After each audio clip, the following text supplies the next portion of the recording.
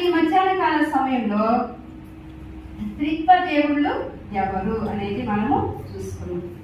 ఆదికాండము 1వ అధ్యాయము 1వ వచనము చూసినట్లయితే యందు దేవుడు ఉన్నాడు. ఎల్ అంటే ఒకటి, ఎలోహిం అనగా అనేక దైవములు. ఏకముగా వచ్చిన దేవుడు ఇద్దరిగా మారడం జరగటం జరిగింది. కాబట్టి అయితే దేవుడు ఇక్కడ ఏమంటే అనాది కాలము, సామెతలు 8వ అధ్యాయము 23వ వచనములో అనాది కాలము గురించి రాయాలి. అనాది కాలము మొదలుకొని భూమిని ఉత్పత్తి చేయుటకు తండ్రి యెహోవాగా ఈ లోకానికి వచ్చాడు. అంటే మన పుట్టక మునుపు ఆయన అనాది కాలం అనగా మనము పుట్టక మునుపు తండ్రి యెహోవా ఈ లోకంలో సృష్టిని చేసినట్లుగా ఉన్నదన్నమాట. అలాగే ప్రకటన 3:14లో చూస్తే ప్రకటనలో ఆది కాలము నుండి దేవుడు ఉన్నవాడుగా ఉన్నాడు అన్నమాట. తర్వాత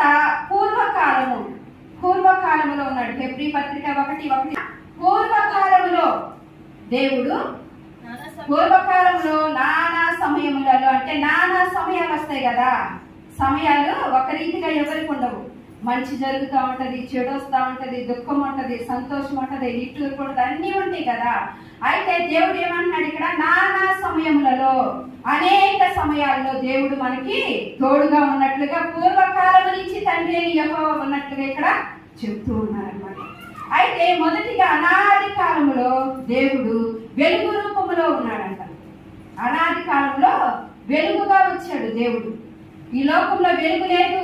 చీకటిగా ఉన్న ప్రాంతాన్ని వెలుగుమయముగా చేయుటకు, నిన్ను నన్ను చీకటిలో నుంచి వెలుగులోకి మార్చుటకు ఆయన అనాది కాలంలో వచ్చినట్లుగా చూస్తాను. 1 తిమోతిలోకి రాసిన పత్రిక 6వ అధ్యాయము 16వ వచనం, సమీపించని తేజస్సులో ఆయన ఒక్కడు మాత్రమే నివసిస్తా ఉన్నాడు. ఆయన ఆది నుండి ఉన్న దేవుడు, ఆది కాలంలోనే ఉన్న దేవుడు. ఆయన మనందరి కోసము ఆయన వసిస్తా ఉన్నట్లుగా అక్కడ లిఖించబడి ఉన్నది. అలాగే 1 యోహాను రాసిన పత్రిక 1వ అధ్యాయము 5వ వచనంలో చూస్తే దేవుడు వెలుగై ఉన్నాడు, ఆయన ఎంత మాత్రము చీకటి లేదు. అంటే ఆయన కలిగిన వారిలో కూడా చీకటి ఉండదు. యేసు ప్రభు వారిని ఎవరైతే సొంత నిజ రక్షకుడిగా అంగీకరిస్తారో వారికి చీకటి చాలా దూరముగా ఉంటది. చీకటి ఎంతో భయపడతా ఉంటది.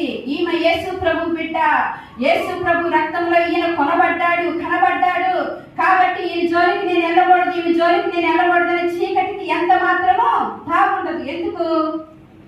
నువ్వు పూజించే ప్రార్థించే దేవుడు వెలుగైన దేవుడు. దేవుడు ఎలాంటి దేవుడు అంట? దేవుడు వెలుగై